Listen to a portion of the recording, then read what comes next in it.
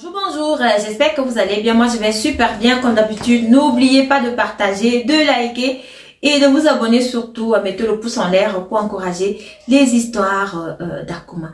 Bienvenue dans les histoires d'Akuma. À travers nos histoires, nous donnons des conseils et nous tirons chacun une morale. Alors, aujourd'hui, on va parler de l'histoire de Yanis. Yanis était un garçon de 25 ans. Yanis... à 25 ans, le gars était déjà beaucoup moins riche. Mais on ne se posait pas la question de savoir, mais Yanis, là, son argent, là, vient d'où? Écoutez l'histoire, hein. Les jeunes d'aujourd'hui, là, qui aiment beaucoup d'argent. On ne se posait pas cette question-là. Mais qu'est-ce que Yanis faisait? Yanis, il voyait les féticheurs. Donc, il était allé voir un féticheur pour devenir riche. Parce que c'est très récurrent, ces moments-ci. Et vous le savez très bien chez nous en Afrique. C'est très, très récurrent. Et ce ne sont pas des fausses histoires, ce sont des histoires qui sont vraies. Et lorsque des gens font ce genre de pratique, il y a toujours un revers. J'ai l'habitude de le dire ici tout le temps, même si vous faites comment, vous montez, vous descendez, il y a toujours un revers dans ce qu'on fait dans la vie. C'est la raison pour laquelle je dis toujours qu'il faut faire du bien. Alors on revient à Yanis. Yanis est alors allé voir un marabout. Il voulait, comme certains jeunes aujourd'hui, avoir beaucoup d'argent. Le marabout lui a donné une sorte de petite tortue. Donc, c'était une tortue, une petite tortue. Elle n'était même pas... Je n'ai jamais vu le genre de tortue là, même dans les documentaires. Je n'ai jamais vu le genre de petite tortue là. Donc, le marabout lui a dit que, bon, franchement, la tortue, si tu veux avoir vraiment l'argent, il faut la nourrir. Il faut la nourrir avec le sang de la poule. Et c'est comme ça que tu auras de l'argent. Lorsque tu vas te réveiller le matin, tu vas trouver des sacs d'argent, donc il n'y aura pas de souci. Excusez, j'ai mes humains adorés qui sont en vacances, là, c'est grave. Donc, je suis obligée de fuir pour vous faire des vidéos à la cave. Excusez, franchement. Donc, alors, Yanis, il a pris ça, il a dit, bon, oui, il n'y a pas de souci. Et le marabout lui avait dit que cette tortue-là, tu dois seulement la mettre dans une chambre qui est peinte en rouge.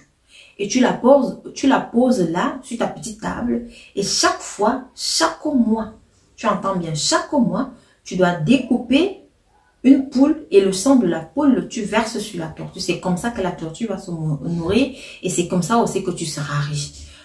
Le jeune de 25 ans, il a commencé à faire son rituel. Il avait beaucoup d'argent. Donc, vous savez, ce genre de jeunes qui sont en boîte, le gars, lui, il est en boîte de lundi à dimanche. Vous ne vous posez pas la question de savoir que, mais celui-là, il prend son argent où à 25 ans.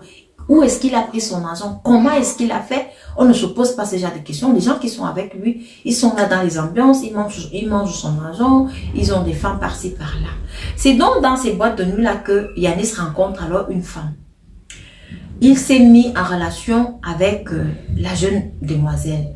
La jeune demoiselle, elle était contente. Elle a trouvé un jeune homme de 25 ans qui a beaucoup d'argent. Elle ne s'est pas posé la question de savoir d'où vient son argent. Non, elle était seulement avec le gars. Elle dormait chez le gars. Elle faisait tout chez le gars. Tout. Donc, un an se sont écoulés. Le gars, il était toujours comme ça. Tout le quartier, tout le monde le connaissait parce que c'était aussi un gars qui farotait. Donc, vous connaissez le genre de jeune.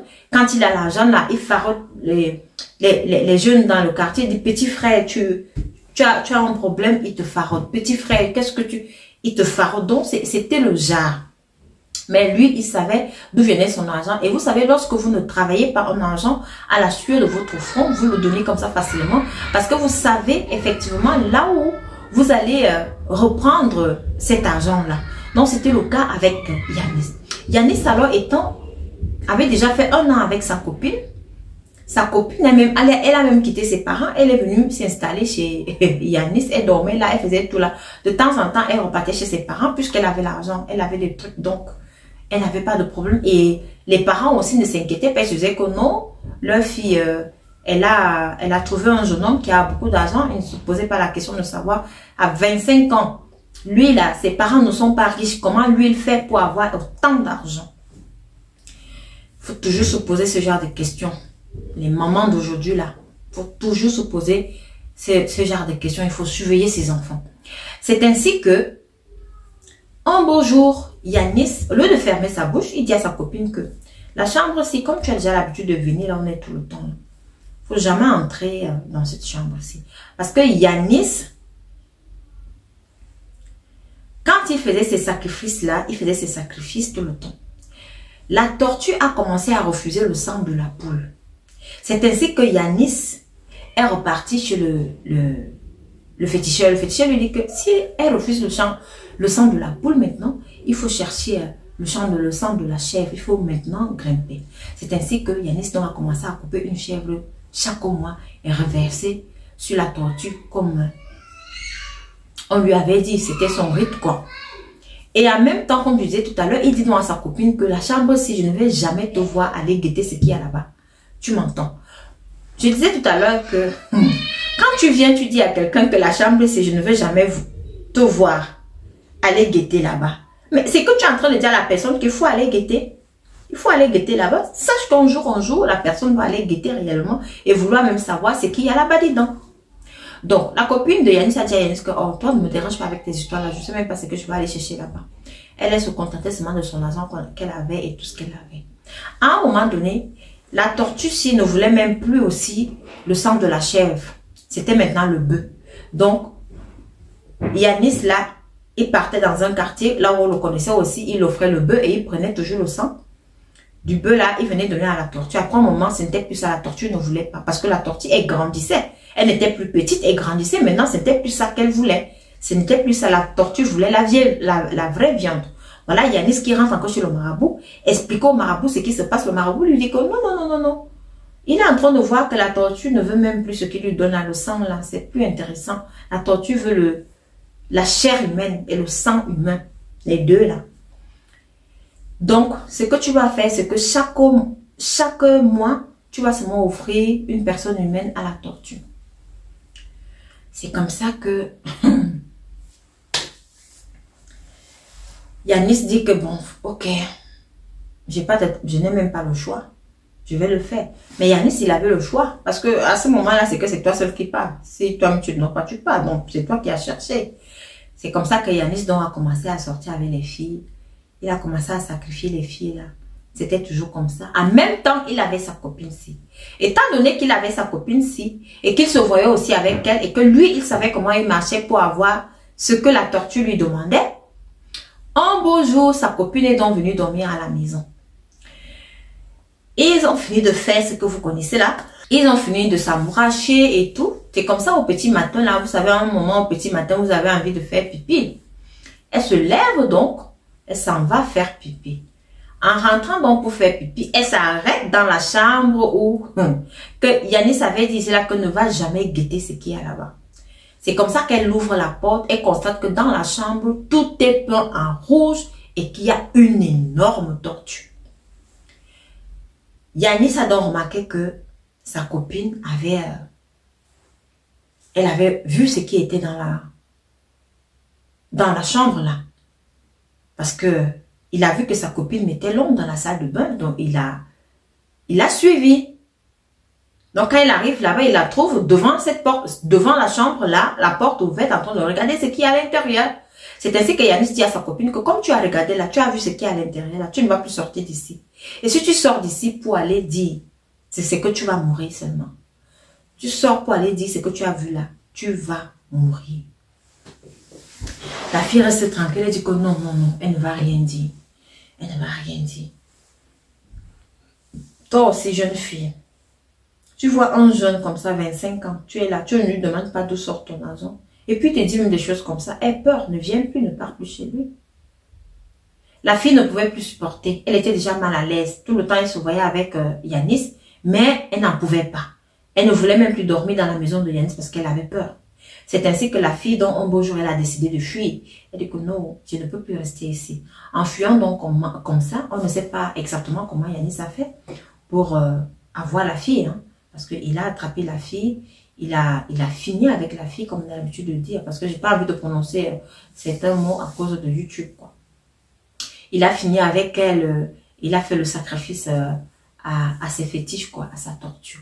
Alors, Yanis, il continuait comme ça. Mais les gens se posaient quand même des questions. Parce qu'il n'avait pas donné tout le corps. Il avait découpé dans la moitié du corps. Il a jeté. Au lieu d'aller jeter loin, il n'a pas jeté loin. Il a jeté près, en fait, dans le même quartier où il habitait. Et les gens savaient qu'il sortait avec cette fille-là. Donc, lorsqu'on se met dans à chercher la fille, on se dit que mais, la fille, elle est où? Les parents même savaient qu'elle sortait avec Yanis. Yanis dit que mais, elle était ici, on était ensemble. Et puis, je l'ai raccompagnée, je ne sais pas. Yanis, mais tout le monde soupçonnait déjà Yanis. Tout le monde soupçonnait. Après, donc, la famille de la fille allait se plaindre à la police et dire que non, ils sont en train de soupçonner son petit ami. C'est ainsi que la police a donc décidé de suivre Yanis. Yanis ne savait pas que nous, la police allait le suivre parce que pendant ce temps-là que la police faisait ses enquêtes, ils ont retrouvé les restes de la petite amie de Yanis et ça correspondait exactement.